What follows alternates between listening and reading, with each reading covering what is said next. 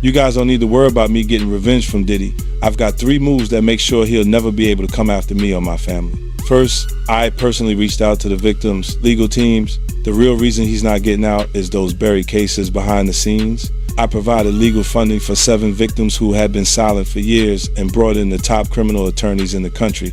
Second, I bought up every potential post-release business deal he had lined up. I planned this 2 years in advance, so by the time he got sentenced and still had hope of getting out, every partner had already cut ties with him. Third, I don't just have evidence, I've got backups. This is an entire minefield that's been buried for 20 years. I uncovered every secret from the last 30 years. With testimonies from the victims, we interviewed over a dozen people he tricked, threatened, or violated. You think that's harsh? No, he destroyed other people's lives for decades. I'm just making sure he spends a few extra years in prison for it. I'm not afraid of his people, not afraid of his threats. I know he's still in there fantasizing about a comeback, but the truth is, he's never coming back. I just wanted to be a good example, and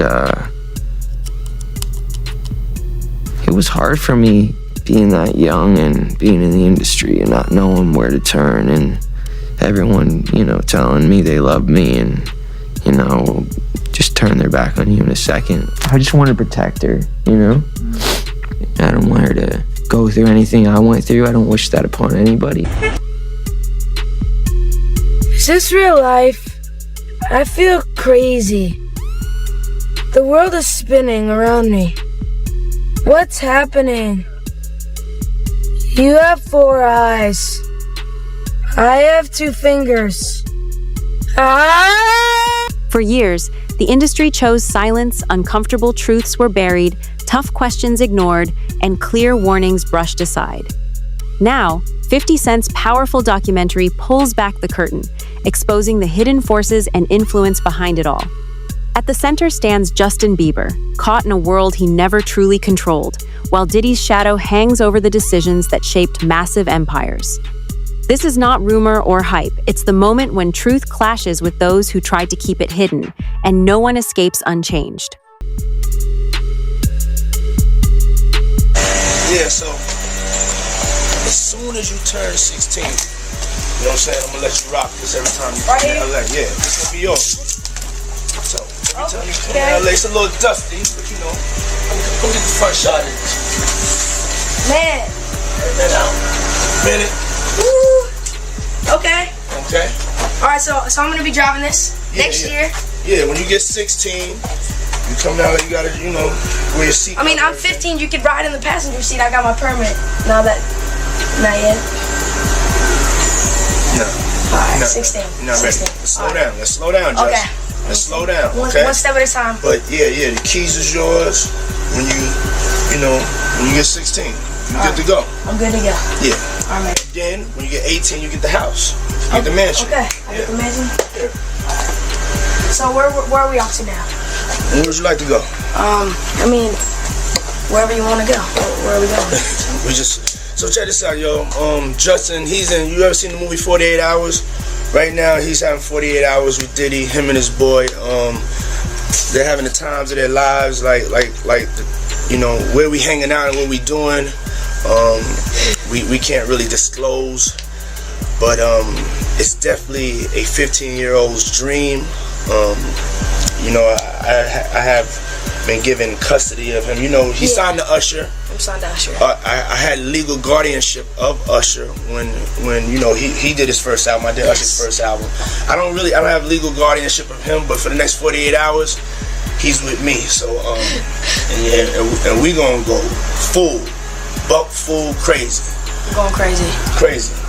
I'm taking this out tonight. What you want to do? What you want to do over the next 48 hours? 48 hours. Let's go. Let's just go get some girls. Let's go hang out some girls. A man after my heart. That's what I'm talking about, kid.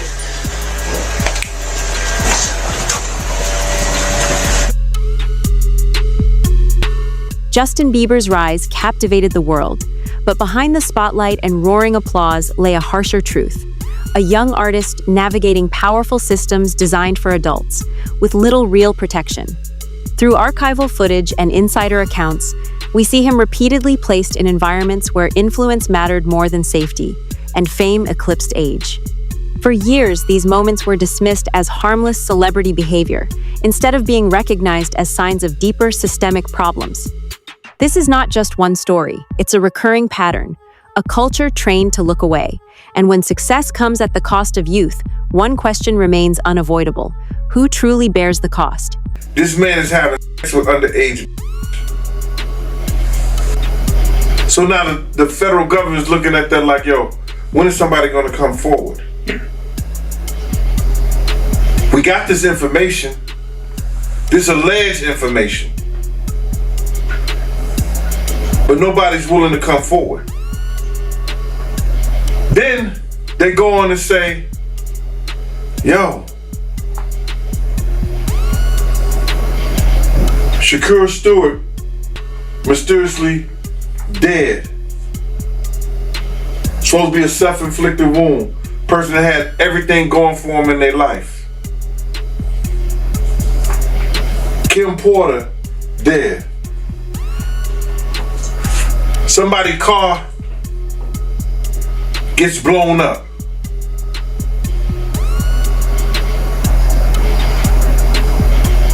This guy is walking around threatening other actors, people.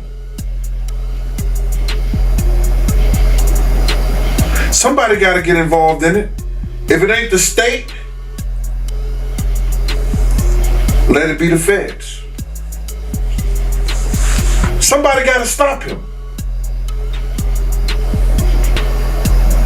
He lucky that God given him the opportunity to be stopped while he's alive, then have to go to hell and face that shit. He got a chance to repent now, change his life. You mentioned minors, and a lot of people have been trying to drag Justin Bieber into this situation because there's a lot of suspect looking videos with Diddy and Bieber in it, and they're making a lot of allegations. For years, 50 Cent watched Diddy's inner circle from a distance, alert, observant, and aware, yet dismissed as just another rival voice. Now, with everything under intense scrutiny, his words hit with new force, revealing how early warnings are often ignored when the messenger doesn't fit the expected narrative.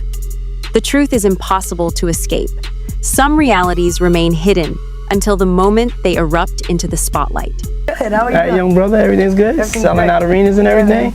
Starting to act different, huh?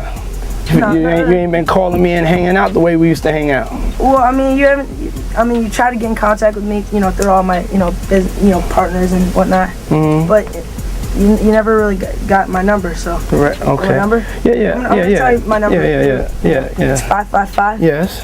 Okay. 5555. Okay, 55. You heard that?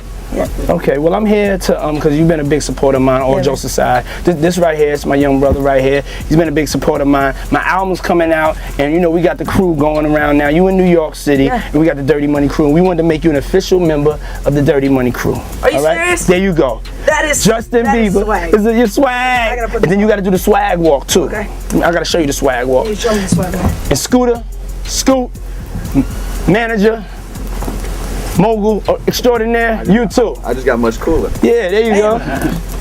There you go. Money. Dirty money. Okay, so when we walk down the streets of New York, we hit them like this. So me and you walking, we hanging out, a little later on the night after the Usher concert. You don't get those ladies, right? Yeah, after that, the ladies, we in the street, Times Square. We go, swag. Swag. You see that? You see my hand right there? That's pushing the hate back. There's a lot of hate sometimes. Right, Swag. Swag. Try it. So this hand? Yeah, hand. Okay. This hand. Push it back like you're pushing the wind back. Swag. Ooh. You got it, son. You got it.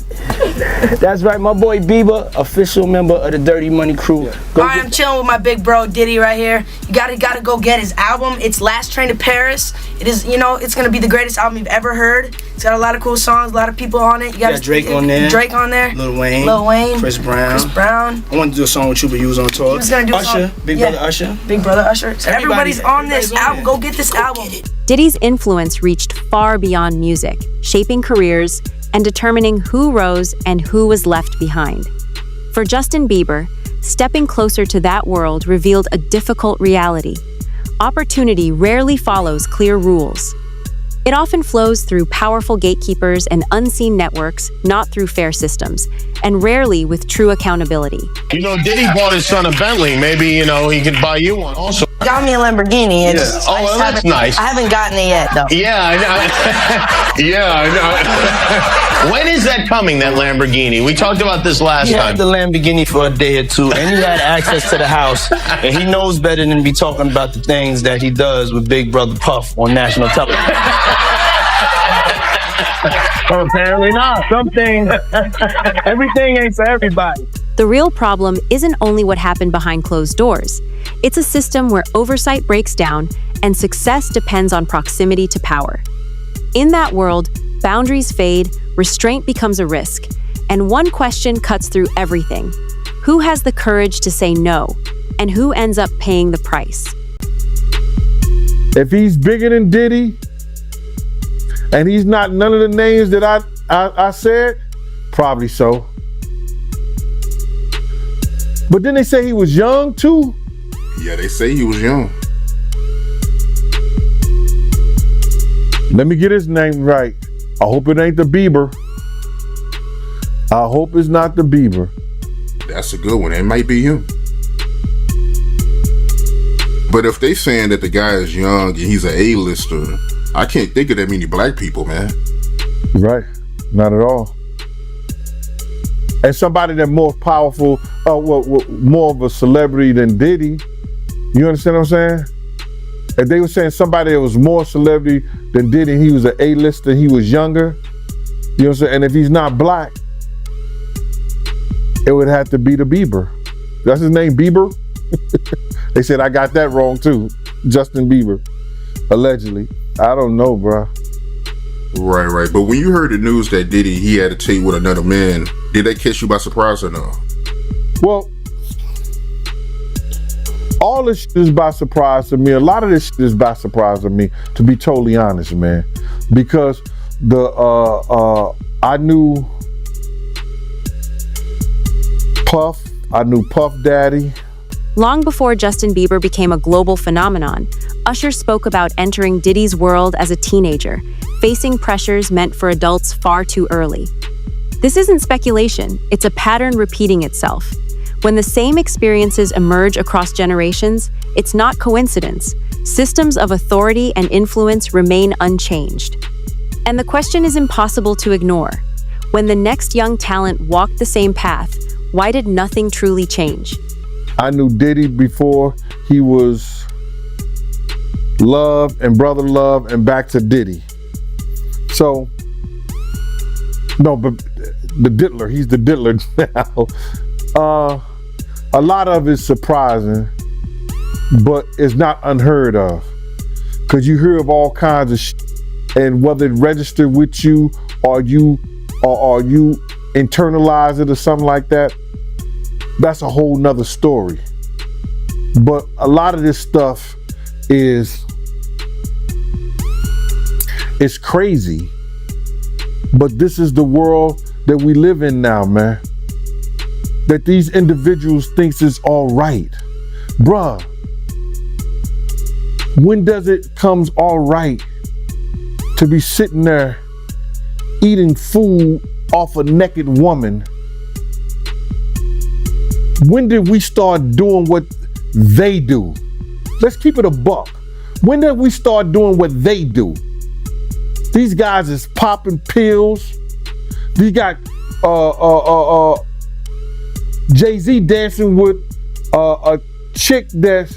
As scrutiny around Diddy grew, many insiders chose silence, but 50 Cent's voice cut through the noise, revealing the industry's unwritten rules. Speaking out threatens alliances. Staying silent protects them. In that world, truth clashes with survival. And when silence feels like the safest option, one question remains. Can real accountability ever truly break through? Might make you change your mind. Look at Lil Nas X. He fizzled out fast too. So would you say someone like Justin Bieber is a victim? I just seen he is reportedly selling his whole catalog because he's broke. Yeah, Yeah. And once he finishes getting that money, I don't understand why he's broke. He didn't have to be broke. Usher just wouldn't stop robbing him. Damn. I mean, Usher couldn't keep his hands out of his pocket. It's funny. He got him signed and turned over custody to Diddy. And boy was never the same, and neither was Usher's pockets, because Usher's been living off of Justin Bieber's money. He ain't been living off of his own. Because the truth is, Usher don't really make that kind of money. And I'm really just kind of sick and tired of Usher Raymond. Yeah, I'm really kind of disgusted with Usher Raymond, who does Greek wrestling nude with men over Frosted Flakes, allegedly. Like, I'm sick and tired of this guy who everyone knows got the Diddy bumps, who's been sued for passing them on and lost, is still sitting there disgracing women in front of their men who bought the tickets to like that whole scheme. He's causing a lot of divorce courts. But why? He don't even want them. He don't want them women. He's literally doing it just to destroy relationships. Justin Bieber never made direct accusations, yet his open reflections on anxiety, burnout, and early pressure reveal a deeper reality. Pushed into overwhelming expectations as a teenager, surrounded by adults with competing interests, he had to navigate fame without the guidance or protection he truly needed. There are no easy answers, but his story exposes the heavy cost of growing up too fast in a system that never fully prioritized the well-being of young talent. I watched a video of an interview of Justin Bieber, and he was talking about Billie Eilish. And he was broke, almost in tears. He's like, I just want to protect her. I just want to keep her safe. Yeah.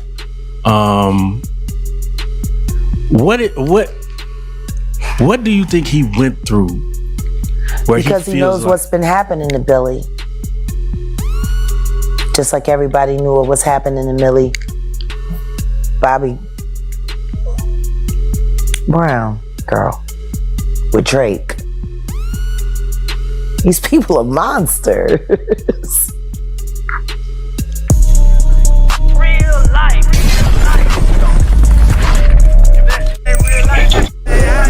It ain't real life. Just say real thing. Real life street stars. You know what time it is.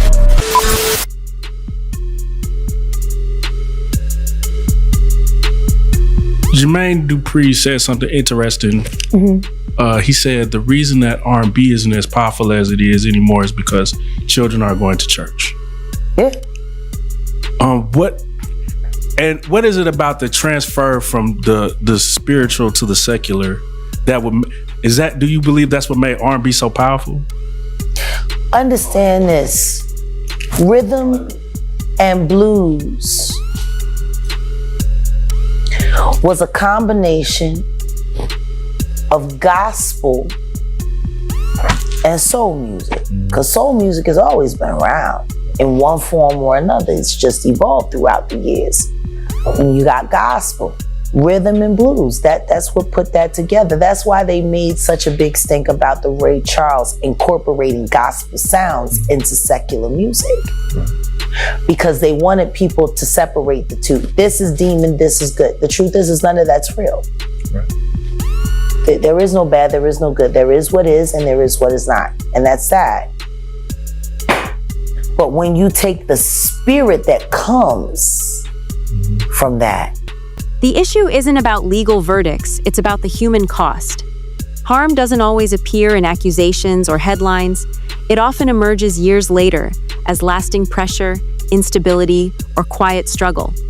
When intense expectations and exposure are built into the system itself, damage can happen without a single dramatic moment. And the question becomes impossible to ignore. If the problem is structural, why does it take one accusation for people to finally admit that something was wrong? Witness that just testified against Diddy to the grand jury and had to give up 8 videotapes to the feds that contained celebrities in these freak-offs with Diddy is now listing some of the names that he saw on these tapes. And this man said that he got these tapes from a very close friend of Kim Porter's, and these were Kim Porter's tapes that she was going to use against Diddy. And some of the names that he says are some that we have heard rumored over the years. He said he saw Justin Bieber on this tape and he appeared to be underage during this time. He also saw Usher on these tapes, and Usher definitely appeared to be underage. And this one gave me the chills because we've heard that Usher is the one that sent Justin Bieber to Diddy. Courtney Burgess sat down with the Too Strong channel here on YouTube and started naming some of the celebrities that he saw on these tapes. Were kids involved in these parties that you can verify from looking at the tapes? If Justin Bieber was older than he's supposed to have been, yes. If Usher was older, well, Usher was definitely young. Okay. You understand? It showed the part with his the blood was all in his bed. You understand? It looked like they came home from a event, a party or something. Went on to explain how Danny Boy was also in one of these videos with Mary J. Blige and Diddy together. And Danny Boy admitted when he was 15 that Mary J. Blige flew him out to New York and he slept with her while he was underage. When Diddy's story entered federal court, attention moved from rumor to formal scrutiny, anchored in documents, rulings, and procedure. Courts judge actions, not culture, leaving the deeper systemic issues untouched. What's legal isn't always just, and procedural closure can't undo structural harm. Even after a case is closed on paper, one question remains: does accountability end, or does the real conversation finally begin? Danny Boy, okay. You know what Danny Boy is? I heard that before. I don't, I've been so far away from hip hop, I forgot, but I have heard that name, Danny Boy. Danny Boy back then, he was about 16. They both was about. He also claimed that Jaden Smith, Will Smith's son, were in these videos, and he also said that there was photographs and videos of Diddy eating off of young girls. Pictures or images of any of this stuff? Yeah, I got Justin Bieber, Will Smith's son, just whatever his name is. Other females on the table, they was young. He was eating off them. A lot of entertainments in there. I got calls from certain one to get the tape out of my hand. And I said, I don't know what you're talking about. And I have said that if this man testified to the grand jury, the feds had to have some reason to bring him in to actually testify against Diddy. But y'all let me know what you guys think about this man naming all of the people on the Diddy tapes in the comments. Do you think he has a mole or an informant in his camp that's cooperating? Oh, no doubt. No doubt. Listen, bro. Just doing law enforcement myself, just take for instance. I think the individual was a Syracuse former basketball player named Jason Barnes or Beard or something like that. He already had drug charges against him. The day Diddy house get raided, they catch him getting on the plane and they put him into custody. Didn't that sound a little weird? People didn't catch that.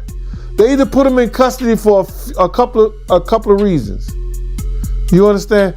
One, to make a witness out of him, or to safeguard him and protect him for anything that could happen to him, because they had already stated, allegedly, that he was some kind of mule for the people over there at Diddy's house.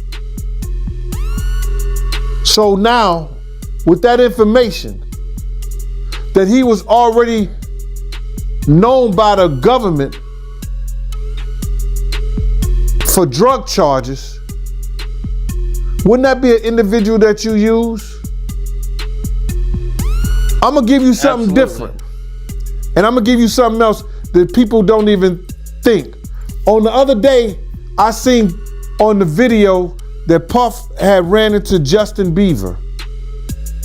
They met up, and he started tapping him as if he was searching him and see if he had some kind of device on. Did you see that? Yep. Check this out. What if the federal government have already talked to Justin Bieber? And Diddy did that on tape. That means in his mind, he think this person may be a witness, right? The convergence of 50 Cent, Diddy, and Justin Bieber reveals a stark reality within celebrity-driven systems. Power rises while vulnerability falls, and accountability arrives late if it comes at all. Youth is sold as authenticity, access disguised as guidance, and silence portrayed as professionalism, all normalizing the imbalance. This isn't about a single individual, it's a recurring structure that perpetuates harm. And when the cycle continues unchecked, one question strikes at the core. When does the system itself become the story?